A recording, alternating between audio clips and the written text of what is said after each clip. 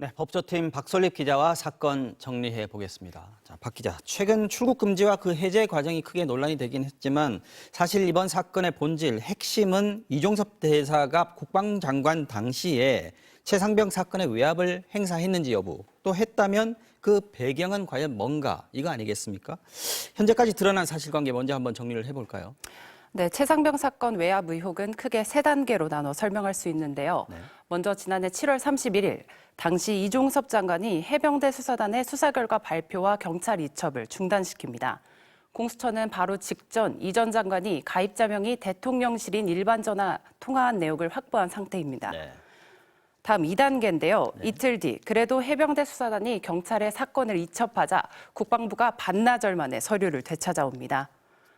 이 과정을 대통령실 공직기강 비서관실 행정관이 사전 조율한 것으로 나타났고 네. 국방부 수사관조차 명령대로 했지만 절차상 문제가 있었다고 진술했습니다. 그리고 마지막 이종섭 장관은 국방부 조사본부에 사건을 재검토시켰는데 네.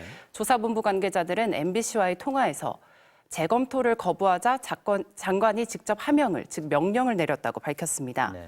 세 단계 모두 실무자들이 우려나 반발한 정황이 나왔고 이 전 장관은 직접 명령을 내리며 주도한 핵심으로 지목되고 있습니다. 자, 이종섭 대사에게 공수처가 어떤 것들을 앞으로 조사해야 될지 이거 윤곽은 나와 있는 것 같은데 공수처가 이 대사가 지금 귀국도 했는데 당장 불러서 조사하기 어렵다고 보는 이유는 어떤 건가요? 최상병의 안타까운 순직과 이후 과정들이 국회와 언론을 통해 상당 부분 드러났지만 네. 수사기관이 법정에서 쓰려면 증거나 진술로 모든 사실관계를 확보해야 합니다. 밖에서 보는 것보다 더딜 수밖에 없습니다. 공수처의 수장, 즉 공수처장이 공석인 상태인 것도 또 다른 변수입니다. 벌써 전 처장이 퇴임한 지 2달이 넘었는데 최고 책임자 없이 국민적 관심을 받는 사건을 수사하고 있는 상황입니다. 네.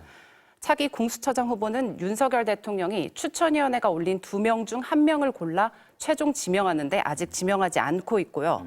현재 올라온 후보 2명은 모두 여당 측에서 추천한 인물들입니다. 네.